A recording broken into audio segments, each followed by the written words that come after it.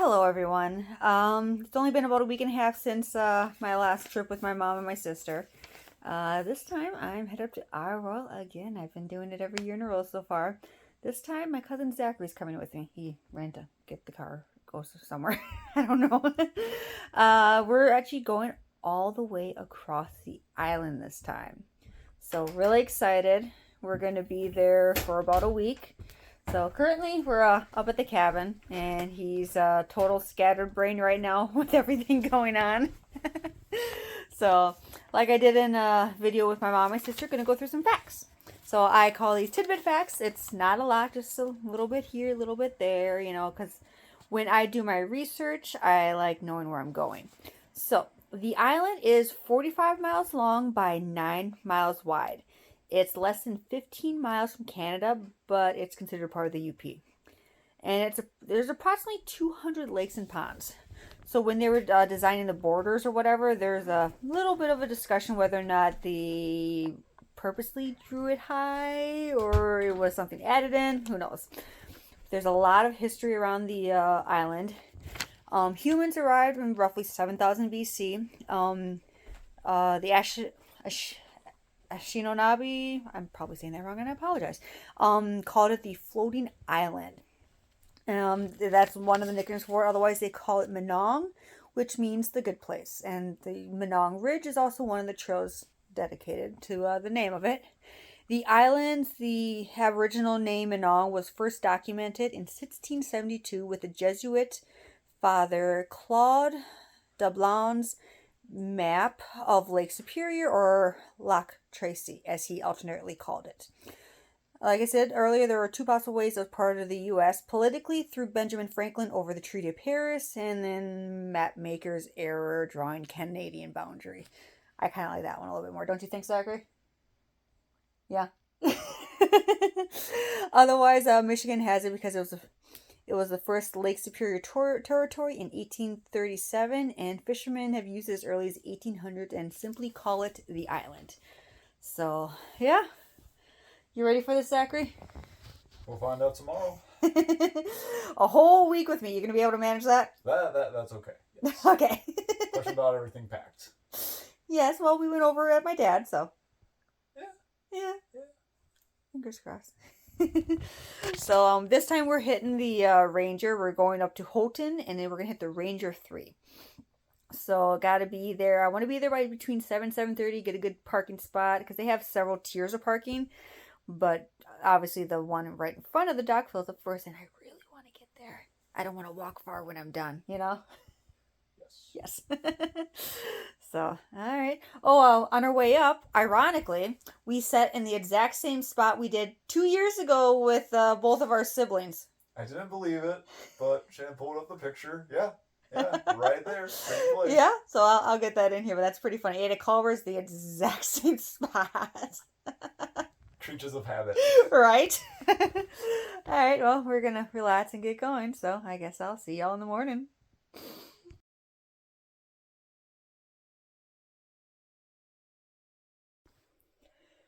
Well, good morning. Really early. It's about 4 a.m. We're just about ready to leave. Zachary's finishing up doing Zachary stuff. So, yeah, we are headed to the island. Our plan for today, obviously drive to Houghton, and then we're going to hop on the Ranger 3 and catch the 6-hour boat ride to Rock Harbor. So once we're at Rock Harbor, our plan is to hike to Moskey Bay. So that's about 11 miles, so not too bad.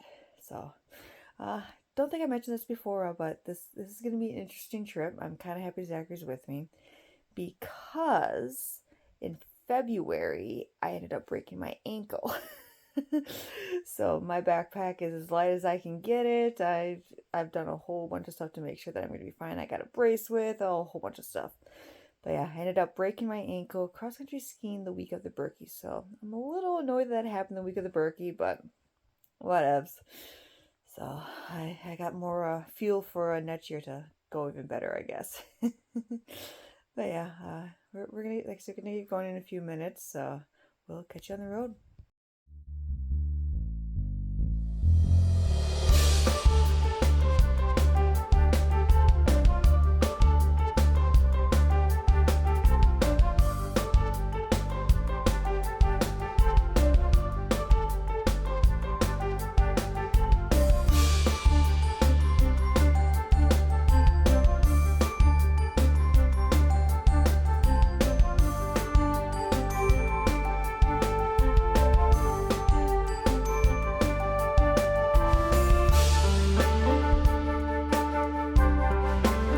Before the Ranger 3, there were 3 other boats that were given to the National Park Service.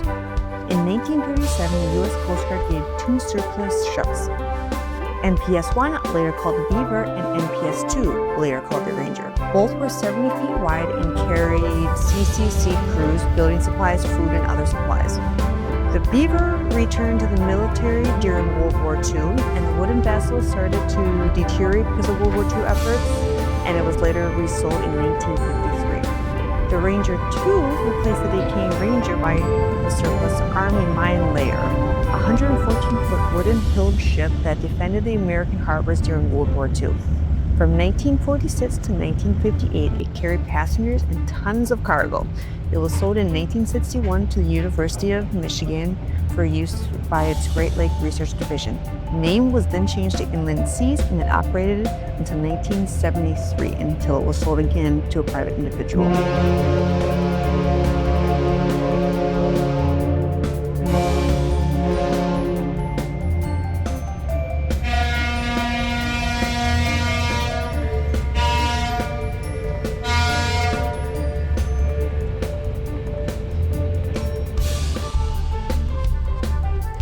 The Ranger 3 is 165 feet long, 34 feet wide, and can carry up to 128 passengers.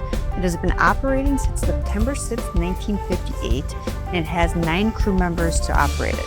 It is custom designed for the National Park Service to travel the 73 miles to Rock Harbor in 6 hours. And along the way, you actually end up passing the Rock Harbor Lighthouse.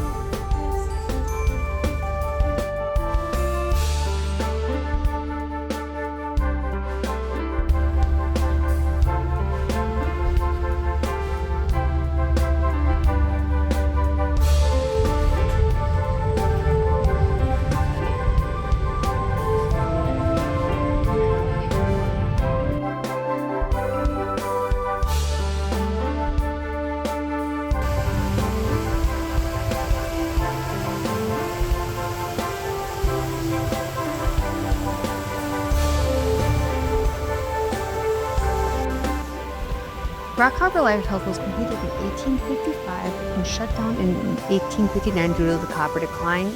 It was again rekindled in 1874 during the copper research and permanently closed in 1879.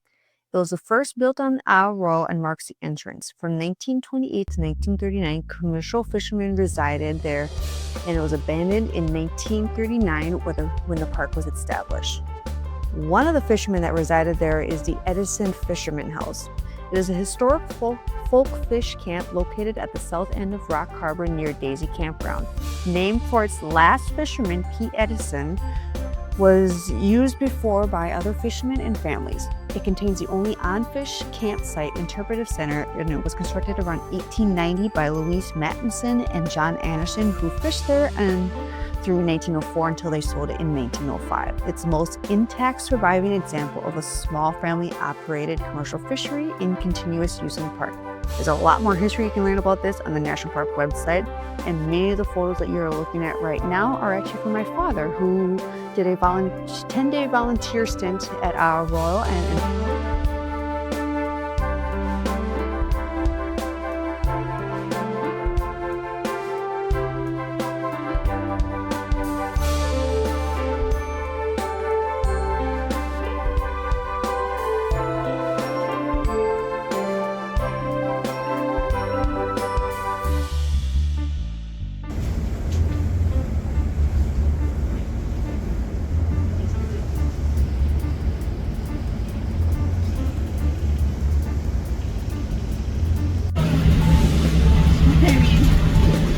just see directly into it.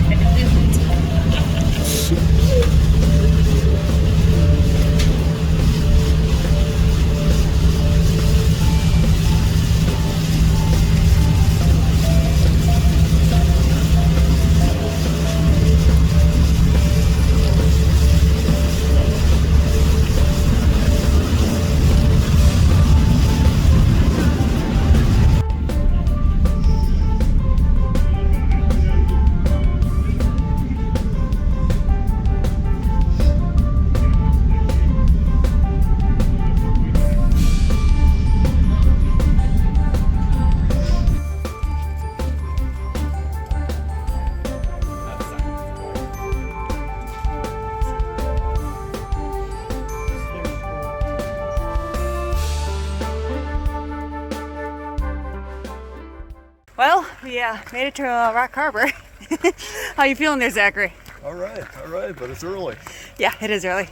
Got 11 miles till we hit Moskey, so here we go.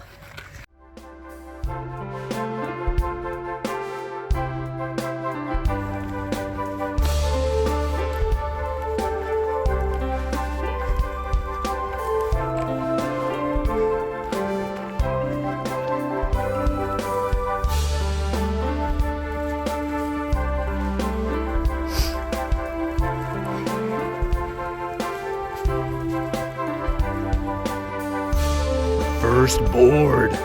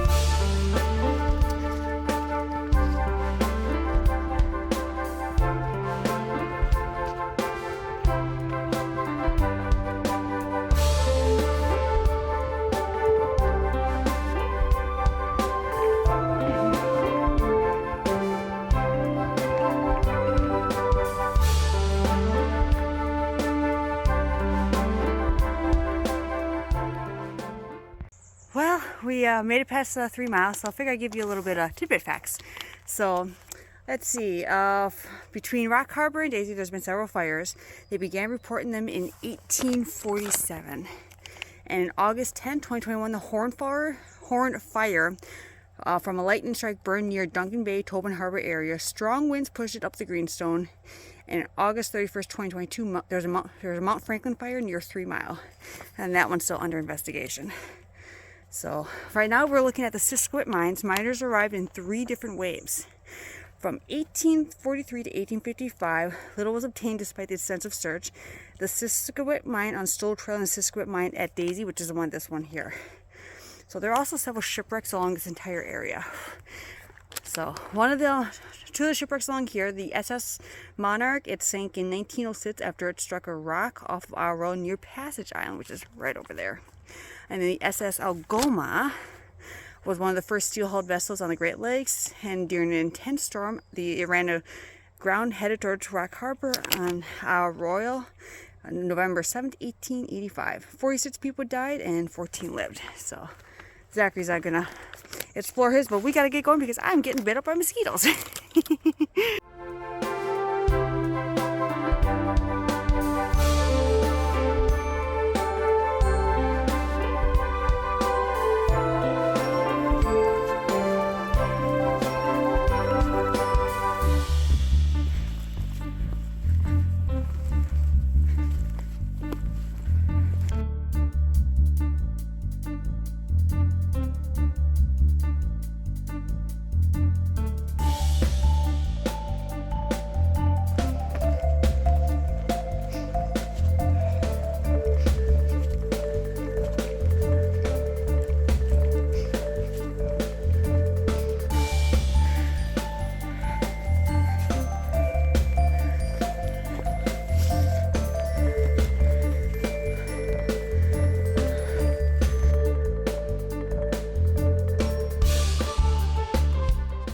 Well, we've made it through Daisy, on our way to Moskey right now. So, not too promising seeing all the shelters there full. So, I guess we'll see when we get there, huh, Zachary? Aye. All right, here we go.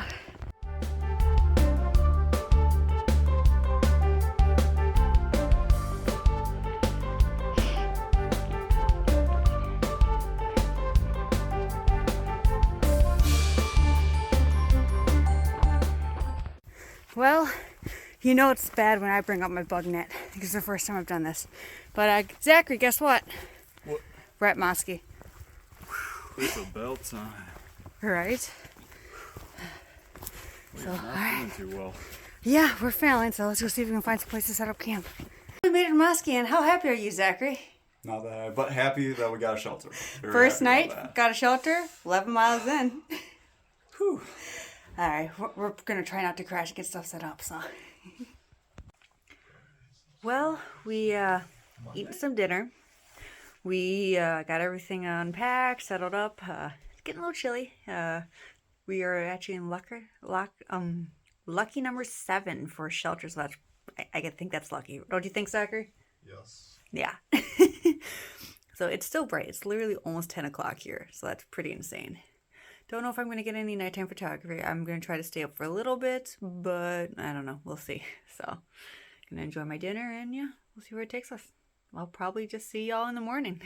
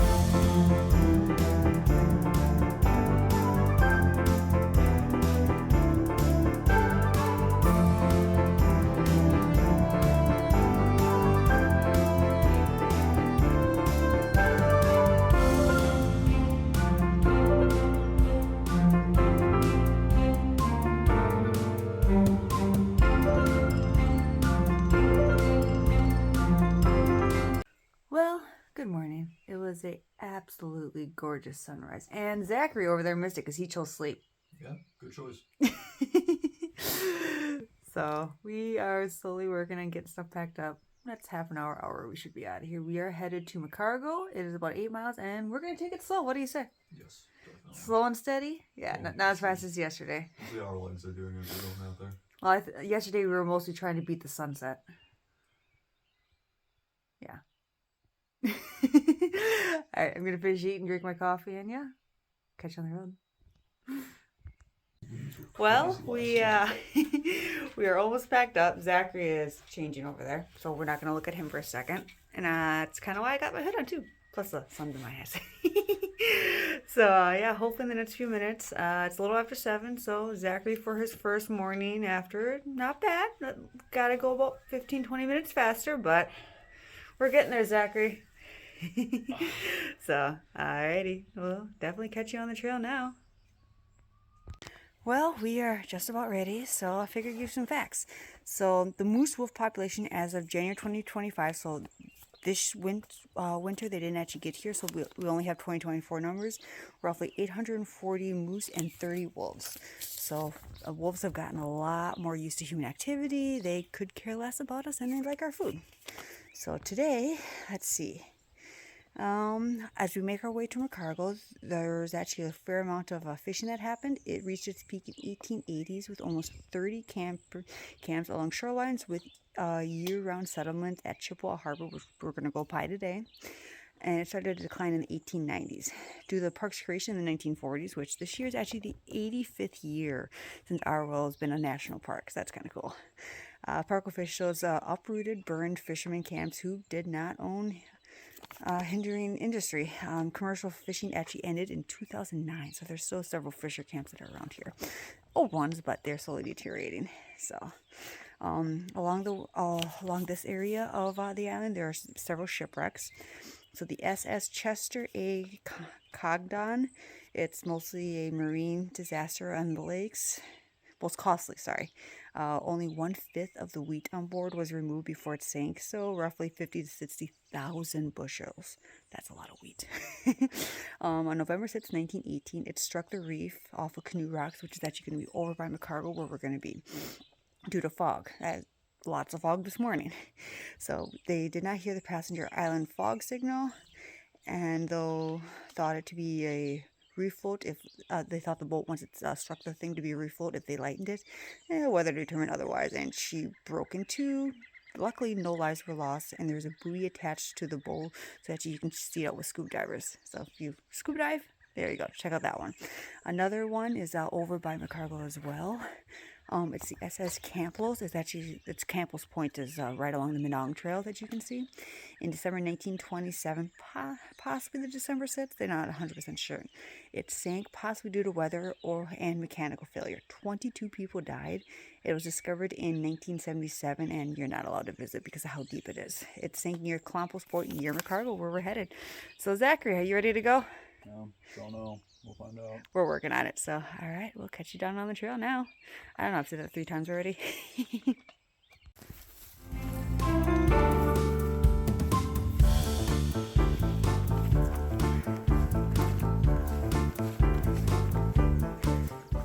Well, I don't think we made it a mile and a half before the bug nets came out. Bug nets and spray, so it's not bad now that we're on the, oh, hold on. Well, yeah, so now that we're on the cliffs and that, not bad. I'd say we're almost to the Chipway Harbor runoff, so we're getting there. Let's go.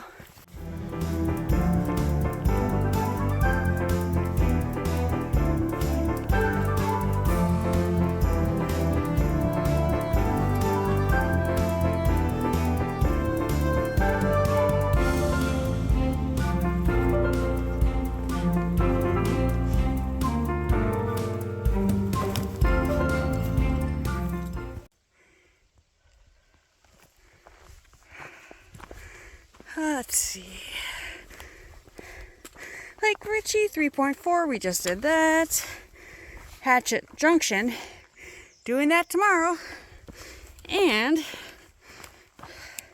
2.29 to McCargo. Well, we just got done with a small little break at Chicken Bone. So, took the packs off for a few minutes, sat down, rested the feet. We got about maybe 2-ish miles to McCargo, so we're gonna see if we can rock this out. Little concerned though, because we passed 2 hikers. The first 2 hikers since we saw people at Ritchie, which was like a couple hours ago. Yeah, so the very bad boardwalk the last couple years, yeah, it's still bad. So crossing our fingers those fits? No, it didn't work. So, alrighty, let's get going.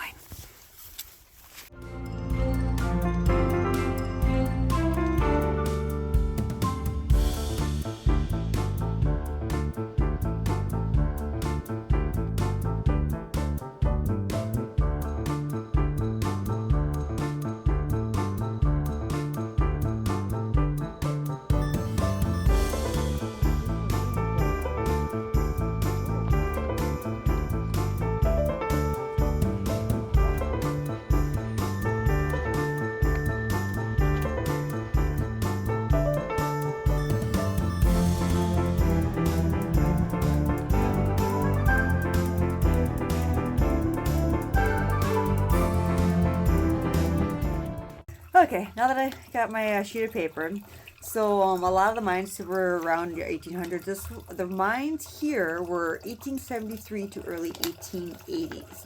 The McCargo Cove Mining Company, at its peak in the 1870s, consisted of 154 workers and families, a dock, a warehouse, an office building, stores, schoolhouse, various houses, a stamping mill, dam, and railroad, all coming from the mine that we're going to go check out. And the Isle Royale County was established in 1875 from these workers during the mine. So, like, you see the shelters that they have here and everything, Zachary? What shelters? So, you know all the shelters that we're in right now? Yeah. Imagine all of this being for mining. Yeah, it's crazy. Yeah, like, there's absolutely no ruins from the shelters whatsoever. So even when you're mentioning the schools, it's crazy to actually have a school established for a mining group on an island. Oh, yeah. So, all right. He's going to finish a little bit of water, and then we're going to get going. Well, we are headed to the Minong mine now. Chatted with a guy whose shelter is just before we get on the trail. So there's a mama and a baby moose as well as a bull moose hanging around out here. So, crossing our fingers, Zachary, right? All right, here we go.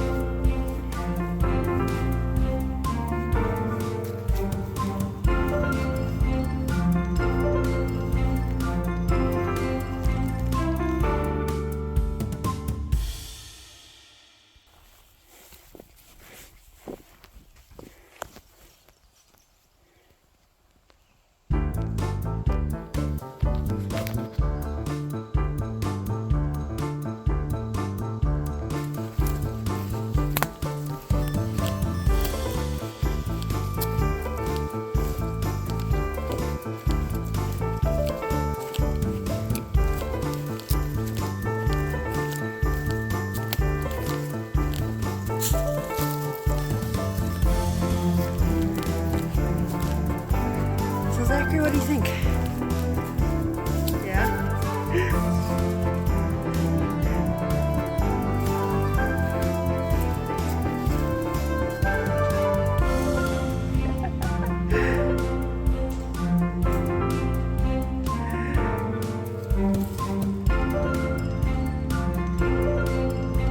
Going out the other way.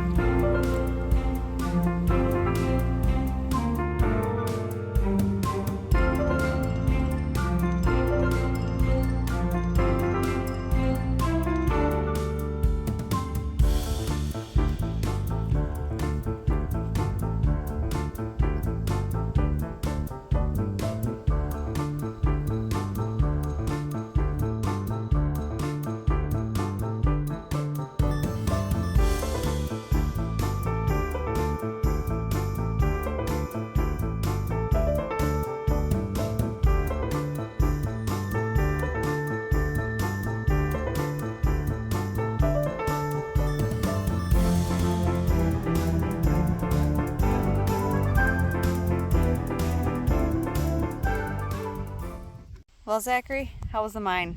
Oh, it was great. Yeah? Definitely recommend. Oh, yeah. So we're just sitting out here relaxing. Been looking at a moon. I may have gotten some good photos of it. I do not know. Those things swim fast even when they're on top of the water. Swim fast under the water, so I kept having to look for it. So yeah, we'll hang out here. I don't know. We got nothing else to do the rest of the night, right? Nap. Yeah. Sleep and nap. Yeah, sleep and nap. So, alright. Well, I'll catch you whenever we do something else.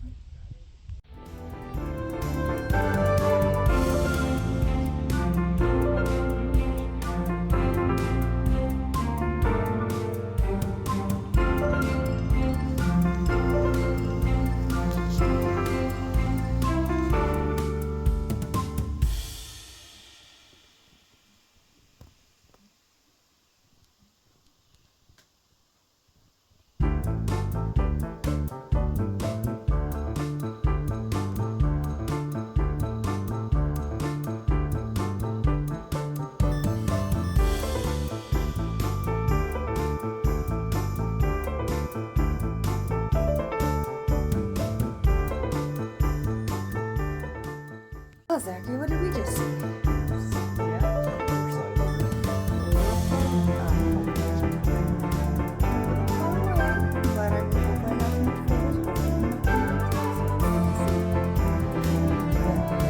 Day 2, Christmas.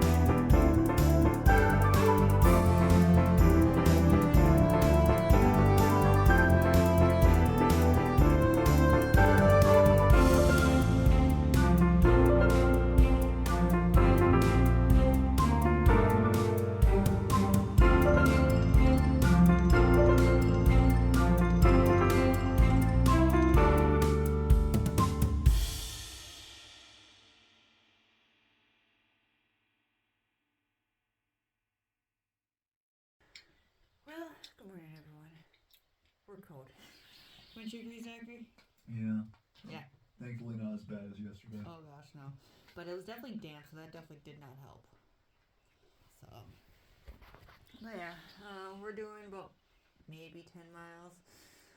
Headed to Hatchet Lake. I'll show you the map in a second.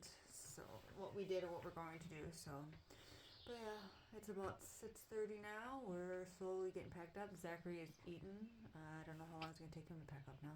It shouldn't be long. He says that now. We've done this a day already. We're getting this down. Alrighty, I'll catch you guys later. Alright, now that I got the map out, let me show you what I got.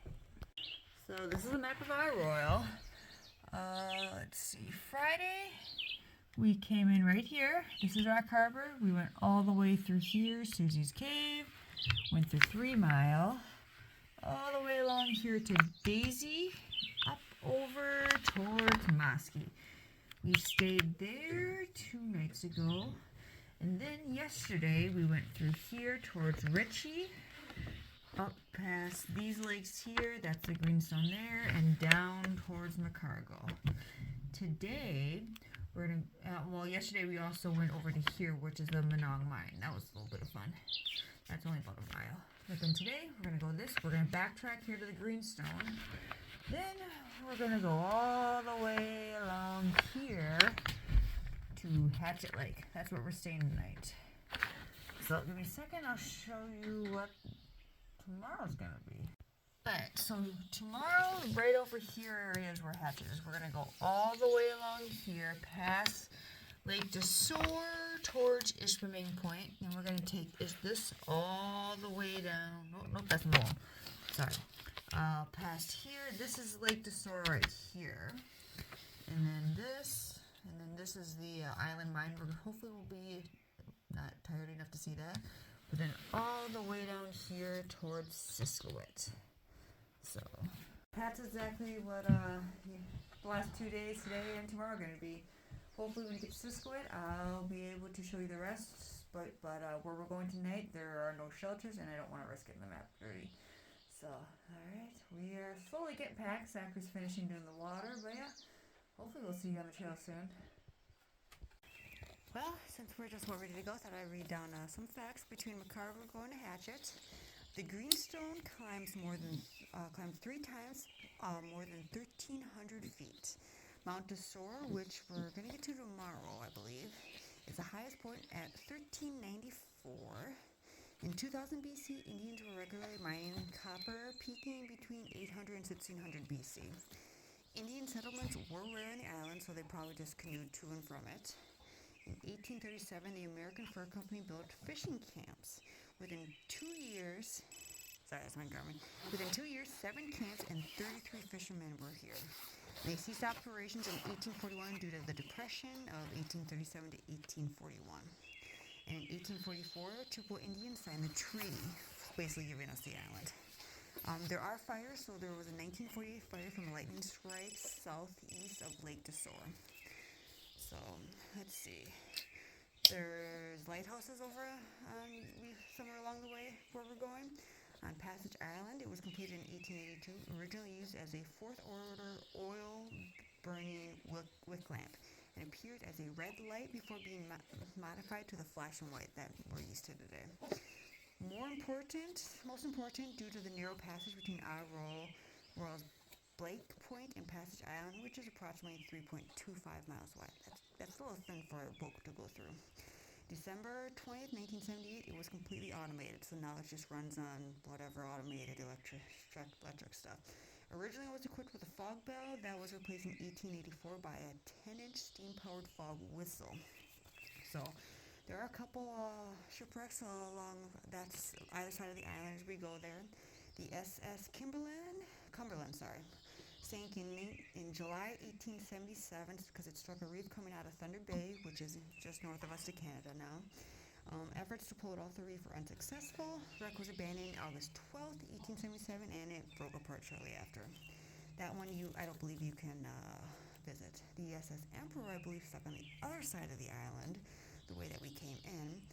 Sank in June 4th, 1947, when it struck canoe rocks and sank in 30 minutes. 3 officers and 9 crew were lost, but 21 survived. There was good weather, wind was light, and visibility was excellent. So not really sure how it struck the canoe rocks. There's a buoy attached to the bow, and you can actually see it via scuba diving. So now that Zachary is finally ready, we're gonna get going.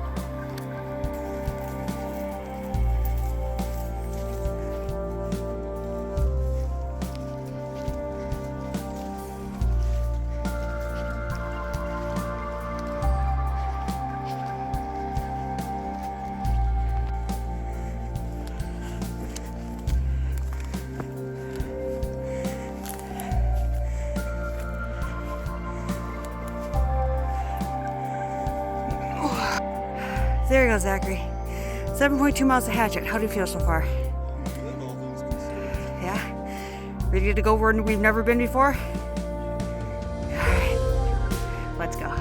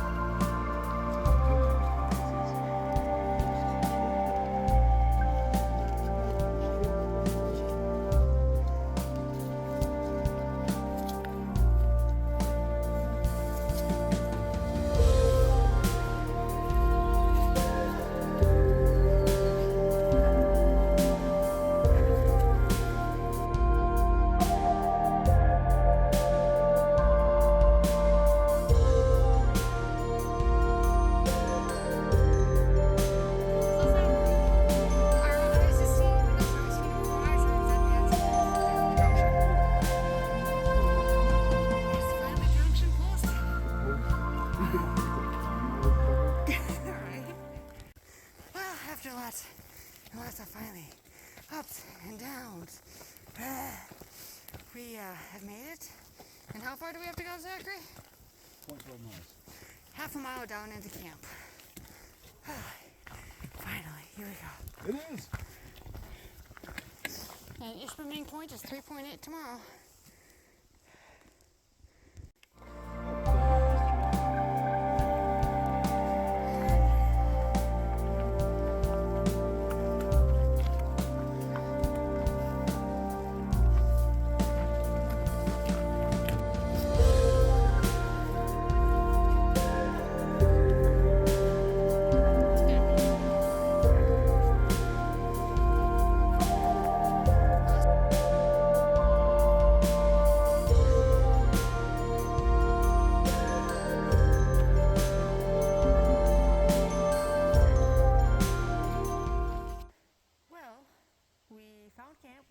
Campsite number 1. Took a little bit to watch Zachary over here get my tent going. It was kind of funny. Not his fault. He hasn't set up my tent before. But yeah, I'll show you what it looks like in a second. But yeah, we're just about kind of set up. Got the food we're going to eat out now. The rest of it has to go in a bear box or hang it. And then gonna go get some water. So just waiting on him now.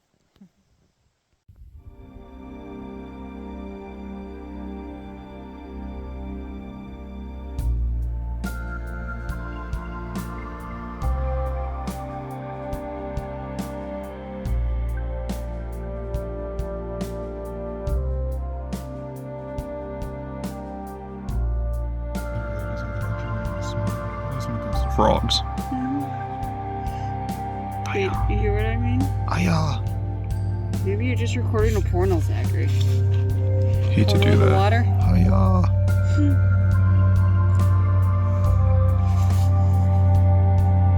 Show it to a bug expert before I show it to others. Oh! He almost broke free.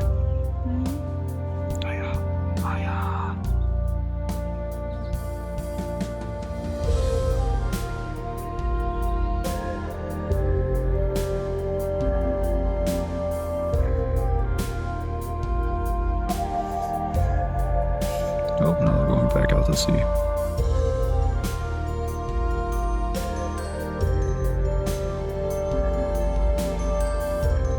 Still want one of the fish to eat them. Still want one to.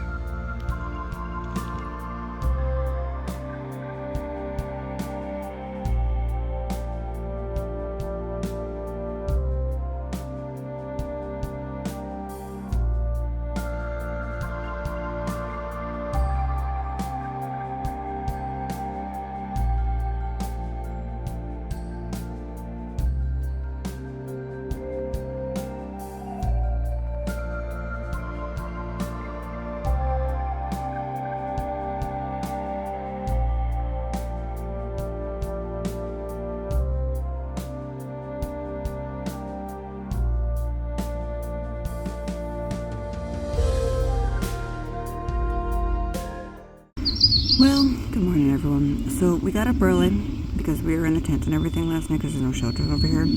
Got up early, packed things up, grabbed our food, and we're about maybe a third of the way down the trail.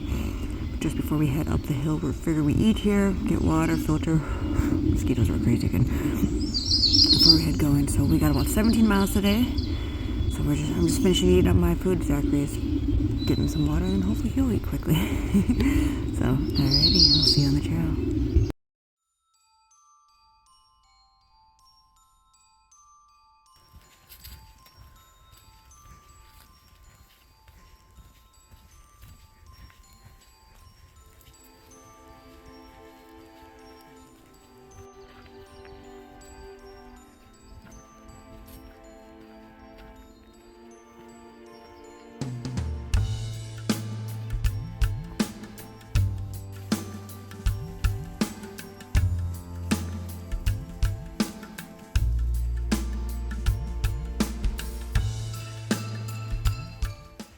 Well, we planned to sit at Ishpeming Tower for a little bit, but those skeeters are horrid, and the wind is not reaching here because this specific tower is actually in the trees and that, so maybe at some point it used to be able to be useful, but not anymore.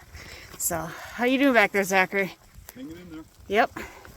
Alright, we got about 3.5 miles till we hit the Lake Desor intersection. So, here we go.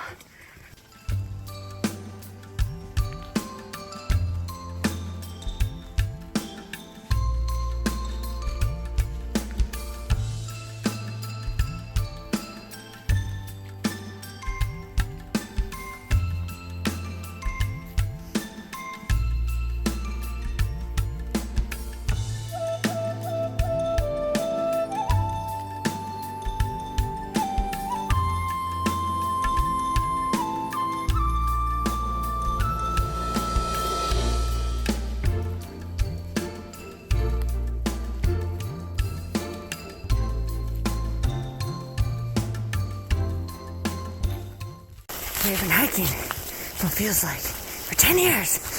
I'm beginning to believe this intersection does not exist. Zachary is somewhere lost to the wind behind me. But really, he's having pain in his knee, so he's slowed down a little bit.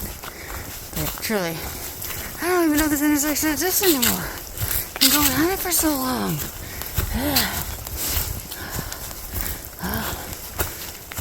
Here we go.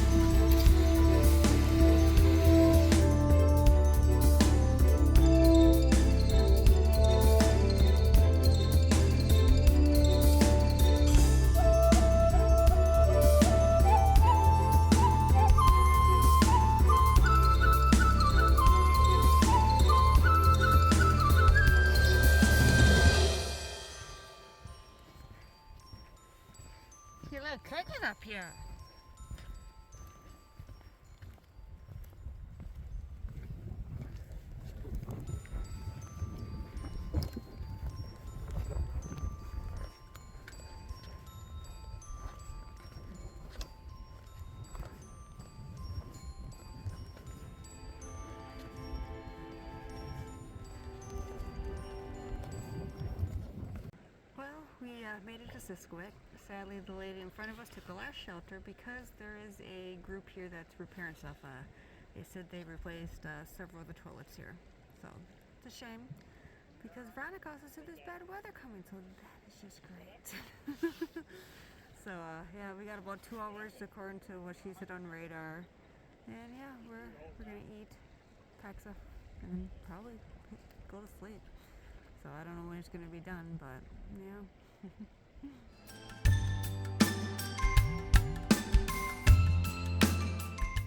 Well, we are currently in our shelter, well, tent. Like I said, we missed out because there's a group here repairing stuff, so we would have been fine. A little concerned over all the weather. My sister, like I said, keeping us updated. So it was sprinkling a little bit, but yeah, let me show you what our tent looks like. Here we go. And a Zachary. So that's what the inside of the tent's. A little snug, but I mean, it works. It's a backpacking tent. So tonight we're going to be here. Rain may end around 8 a.m. I do not know. I'm probably going to be up again at 6, and I guess we'll figure it out. So tomorrow we're headed to Feldtmann Lake, and yeah, that should be a fairly easy trek. And I did forget to do my tidbit facts, so I'll have to grab those later or do them tomorrow. I guess we'll find out.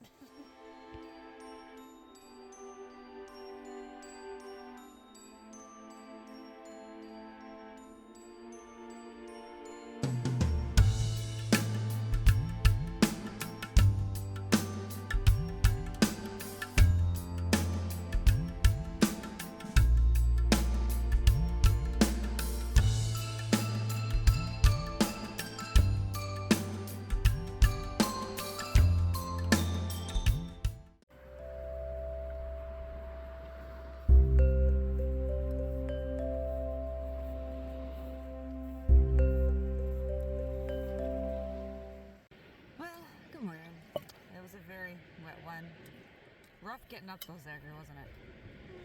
Yeah. This is the guy who wanted an extra hour sleep after I gave him an hour. Don't want to.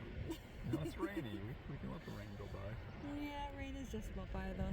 Very pretty out here right now, very foggy and cloudy. But I do see blue sky beyond it, so that's a positive sign.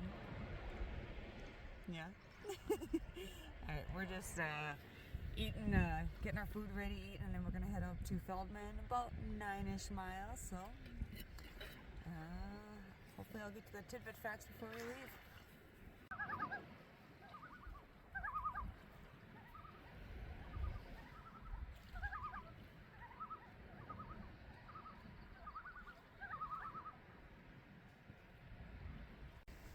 Hello.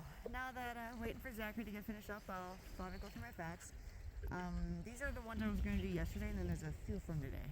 So from our way from Hatchet to Siskiwit, there was a lot of logging on the island near Siskiwit actually between 1935 and 1936. Part of the trail is from these old roads to Feldtmann Ridge, so that's actually where we're going right now. You can kind of see the others from the ridge. There were CC camps that built the roads after the fire near Siskiwit, which I'll get to the fire in a second. The camp is the large open area, so I think that's that large open area that we went through just before we got here. So again, miners arrived in 3 waves, though we did go by a mine, but because it's a long day, we chose not to go over there. There's a Siskiwit's Island mine. There are 80 plus men that built a 2-mile road from the bay here. There are 3 shafts, a sawmill, dock, and the workers' quarters. There's also a lighthouse, the Isle Royale Lighthouse, which is not too far from here. I think that's the one that we went by the first day. It's on Menagerie Island on the south shore at the entry to Siskiwit Bay. It's completed in 1875 and automated in 1913. Created due to the copper boom in 1873, and it has a keeper's dwelling outside the tower. So there's actually a shipwreck near here too, SS Glenons. It's actually Menagerie Islands area. November 1st, 1924, ran aground on the submerged reef off of Menagerie Island near Siskiwit. 16 survived and 27 died. And this is another one that you can see via scuba diving because there's a buoy attached to it. So back to the fires I was going to talk about. So there were 2 different fires in this area. They actually began reporting fires since 1847. That's when they started keeping records of all this stuff. So from 1847 to 1899, there were an estimated 31 fires. They're more frequent in the northeast end of the island. On July 25th, 1936, near Feldtmann Lake, where we're going to be camping tonight, there's an old fire tower that remains near Feldtmann Tower. It has the most profound effect on vegetation and animal life than any other historical fire. So there's a reason that fire tower is there, and we're going to go see what kind of fire damage there, because if it's that bad for it to still be there, it's got to be pretty bad. So now I'm going to get on the trail now.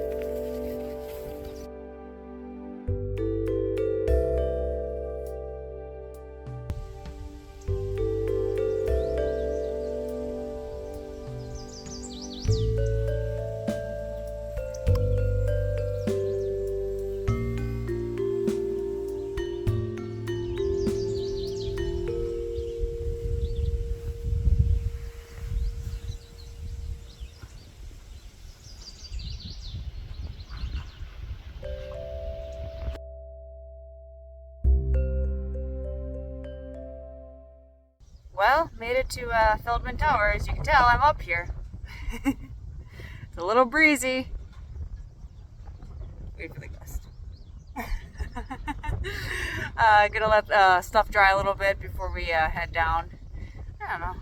We'll see how long we'll be up here. Right now, really annoying right now because I'm walking on this graded stuff without boots on because my boots are so wet. But no water came out, surprisingly. So, alrighty, we'll catch you once we get going, or I don't know, when Zachary gets up here. Mm-hmm.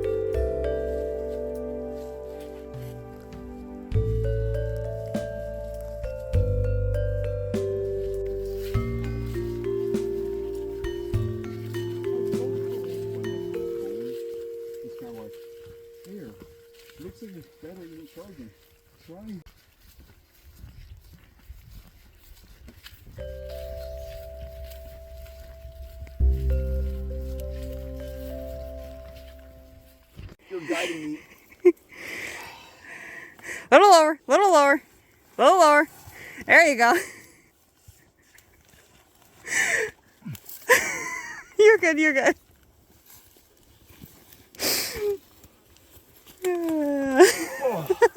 You good? No limbo. No more limbo. I think that's the first time I've ever done that backpacking too. Oh, I lost my one.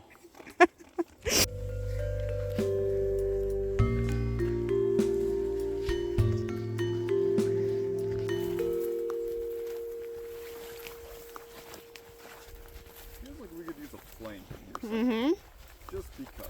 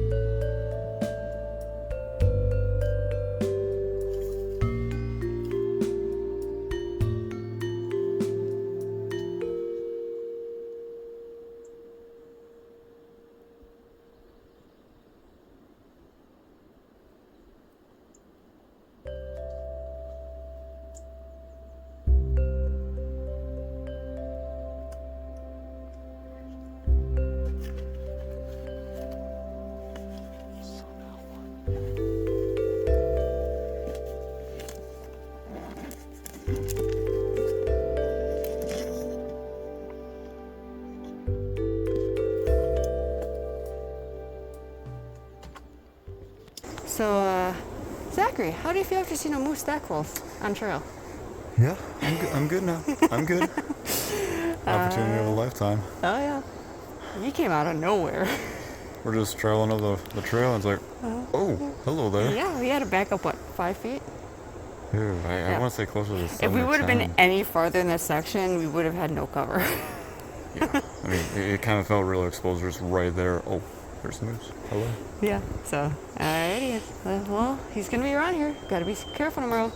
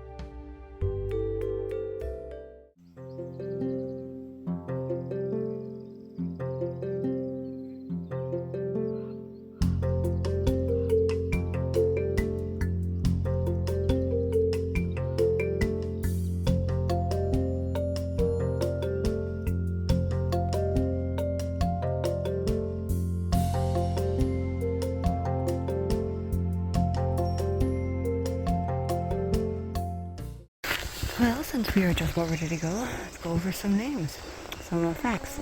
Windigo name was changed last year to Azakanagan. I'll put that on the screen. Basically meaning Washington Harbor in the Ojibwe language. Tourism actually started in 1870 via the excursion boats Siskiwit and Rock Harbor, so basically where we were yesterday and the first day. Washington Club on the mainland and Singer Resort, which had a bowling alley and dance hall. We're also on Washington Island. I think that's one of the islands just within the harbor. Another resort on Bell Island with fine dining, shuffleboard courts, and pitch and putt golf courses. And then Albert Stoll, who's also got the Stoll Trail named after him over by Rock Harbor, promoted the island for national park status in the 1920s. Congress passed a bill in 1931, and in 1940 the feds acquired all the islands, and it's been 85 years as of this year, so that's pretty cool.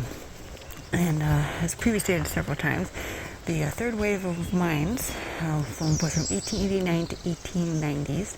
The town of Gillybank, built at the present-day Windigo. It consisted of 135 men and families, built a two-story company building, storehouse, and sheds, with a second settlement 2 miles inland. 2 babies were born in the winters of 1890-91, and miles of roads built as far as Lake Desor, and yet no copper was found, so that's why some of the places closer to Desor are a little wider. Closest shipwreck to here, well, one of them, is the SS George M. Cott's first shore voyage as a new appointed George M. Cott's, was also its last. Chicago, May 25th, 1933 for its new route. And then on May 17th, it left same year that it left Marquette for Houghton with George Cox and 124 others aboard. There was also an 8-piece orchestra for the mail voyage. Left for Isle Royale after a 10-hour docking.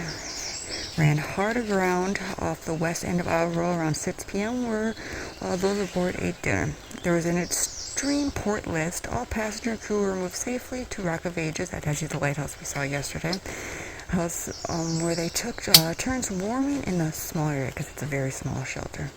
The wreckage is still visible by buoy, and it's attached to the buoy, and you can see it by scuba. So, now that we got those facts done, let's get on with it.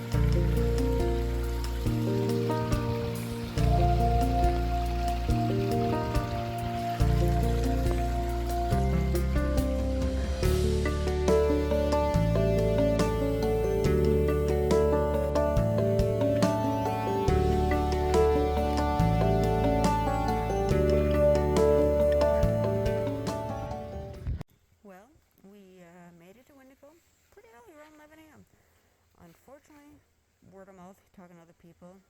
The ranger came yesterday, so all the shelters are gone. So we're stuck with one of the campsites just before you go in. So not too far from the bear vault, not too far from the toilet, though the toilet is a little full and stinks, but that's another story. So yeah, we're probably going to spend most of our time down in Windigo. So Zachary's just finishing with the fly, but yeah. Been a rough day.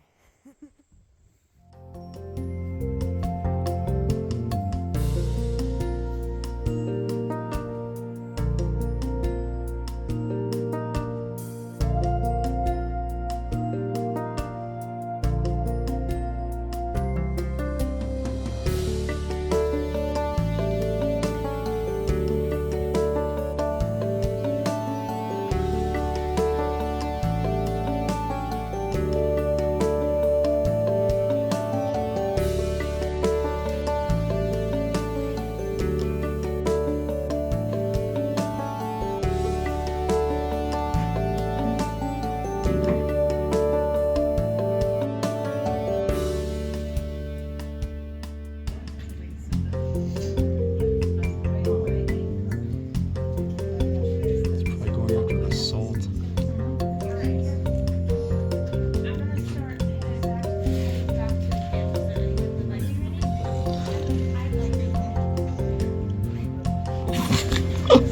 What? Tickles. So you have a butterfly feeding on your sock. Yeah. Oh, that is so cool.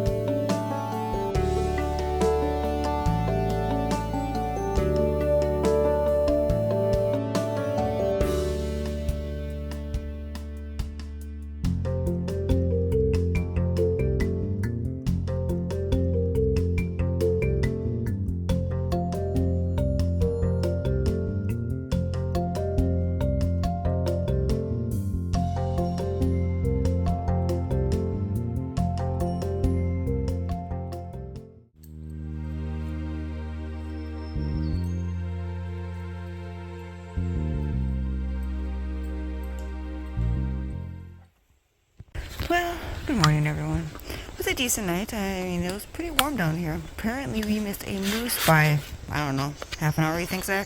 What? I think we missed a moose by about an hour. I don't know. They said a guy opened his tent and a moose just grunted and everything, was walking by within a few feet of his tent. So we are going to make our way down to Windigo now that we're done. Boards at 8:15, so we're headed out.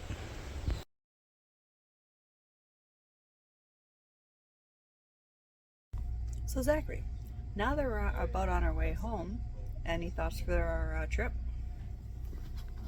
I think it's definitely one of those things you gotta do. You gotta go across the islands. It's a good thing. Pros, cons? Pros, cons. Pros is definitely being able to travel over the whole place. That's great. Exploring the island. Plus, the shoreline, the rock beach ads. And then downs would be obviously when you're going out that far, the amount of food you take, everything like that. And we only had one bad day, so that was a good, that was a plus. That was phenomenal. Yeah. Even with just the fact that we had the rain and the long day. I bet that the rainy day was the only bad day we had. Right, it's rain. It's set up the bad day. Yeah. Yep. So, any other thoughts? Not that I can think of right now. Alrighty. We're on the boat. We're gonna get going. I'll probably show you some of the ride back.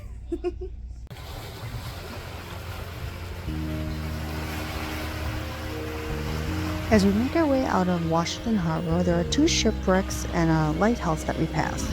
The first shipwreck is the SS America, which was built as an excursion vessel between Michigan and Chicago ports, before bought in 1902 to serve the Lut, Isle Royale, and Thunder Bay. On June 7, 1928, after dropping off passengers at Washington Harbor, the new first mate John Witt took over, heading out of the harbor and clipped a reef. All passengers, 31 crew and 16 passengers, save one pet dog, were able to get off before it sank. A portion of the bow remained above water before fully submerging in the summer of 1929. The cargo it contained continued to resurface, and the island residents stated, "We ate fruit all summer."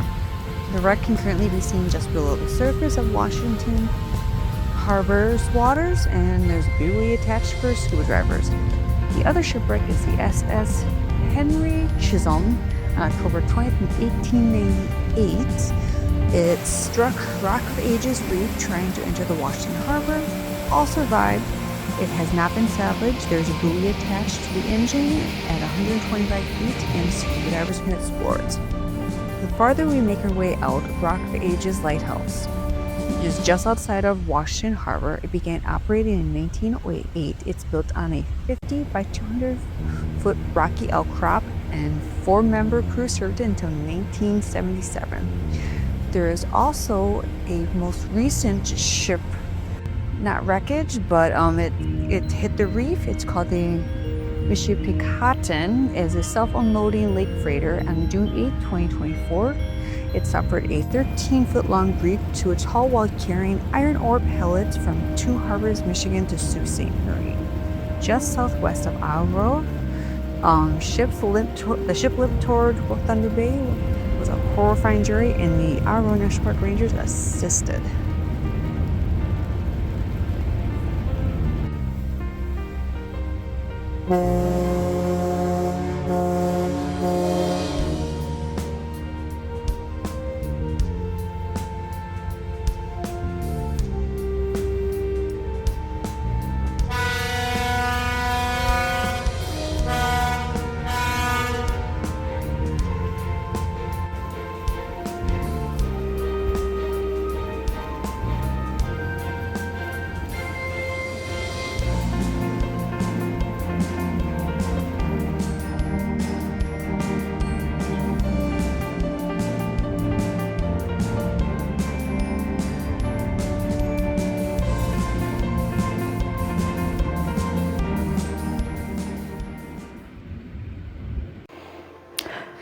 Well, I have finally made it back. It was a bit of a long drive. I was really exhausted, but that shower afterwards, oh, phenomenal. Uh-oh, I got doggies that want to come. Hi. Got one right next to me. Oh, lady, really? They were absolutely ecstatic when I got home. I mean, if you can know when I say dogs smile, yeah, they were smiling. So yeah, the trip, it was phenomenal. Yeah, things didn't 100% go to plan, but I mean, you're backpacking. I mean, you can only plan for what you can plan. So the boat out there, that was kind of cool, actually being able to go right by Rock Harbor Lighthouse. Got some photos. I've been slowly going through my photos. So yeah, not always clear. So I have noticed either there was an issue with the long lens I was using, or I just wasn't on my game for photography. I do not know. But several of the photos that I took, they're at a distance. I won't be able to print them off, unfortunately, because you zoom in, they're a little blurry. So yeah, I gotta figure that one out. Like I said, I don't know if it's a lens issue or a me issue, because it also could have been a case of that I just wasn't on my game, which some of the photos for landscape, they were a little off, but mostly were spot on. So I'm thinking it's a lens issue. I don't know. Guess we'll find out. So, but yeah, trip was phenomenal. It was great having only one day where we legit had bad weather. Funny enough, it happened to be on the very long day, which we ended up doing 18 miles that day. I don't think I want to do that far again for a while, especially coming off of a broken ankle. Speaking of which, my ankle held up very well. I'm very surprised for how well it held up. So the last day I did wear the brace a little bit more with my camp shoes. So, but I mean, after over 70 miles I clocked it. I'll get the tally up at the end of this, but yeah, easily over 70 miles we did in 6 days. Because the last day we didn't really do much but go on the boat. So, but yeah, it was also nice. This was the actual first trip that I legit had a long lens with me, and I was doing wildlife photography. So wildlife photography for me it's fairly new to me. So I've dabbled with a little bit. I do have a Sigma 150 to 600 lens that I practice on a lot. I'm pretty good with that, which is also why I think it's a lens issue. Because the lighter one that I carry for backpacking is a 75 to 300. And I don't know. Like I said, I think it's a lens issue, but whatever. It was pretty great to actually start getting wildlife photography. I got a picture of some swans, a loon, some moose. Hi, lady. Can I help you? So, I mean, just the fact that I was able to get those photos is pretty cool. Stop licking. Gosh, she's such a brat. But yeah, so like I said, the wildlife, it's new to me. We're working on it. We got some skills to improve. I got some more research to do and figure stuff out. I might be looking into a new lens. I don't know, but unfortunately a new laptop comes first because mine's a little old and the memory is just about shot on it. Well, battery's getting there too. But yeah, so nice actually being able to see it. I go to Isle Royale every year so much, and it seems to be a yearly thing, and absolutely love it. So, but yeah, I mean, it was great actually getting across the island. Sorry, dog wants to come up here again. And pretty cool actually being able to see the other side of the island. I do think my next trip is going to be on the Windigo side. Not just because I haven't been over there yet more than this one time, but we did see more moose over there. So me and Zachary ended up seeing 2 moose within like a couple days of just being on that side. So that was pretty cool. So, but yeah, I mean, Zachary did really great. I mean, he had an injury he was coping with. So things don't go to plan, but we worked as we could. But yeah, I mean, lots of pros, lots of cons. The funny thing is, I didn't get many photos as I wanted, because night photography wasn't the best. So I'm still kicking myself right now because that very first night, the aurora was out and the guy next to us, yeah, I fell asleep. I set an alarm the rest of the night to get up for photography. Didn't get many photos. The other night that I actually went to, we were on Feldtmann Lake. I didn't want to be out there very long because we knew that bull moose was around there. So I only got like 5 shots. But yeah, so I think like I said, not as many photos I want, mostly because I didn't get the night photography. But yeah, I guess I just gotta go back to get more. So yeah, let's see, what else is there? It's really about it. Windigo was great. It truly was. And like I said, definitely going to be back. So I guess until next time, I roll. I'm not done with you yet.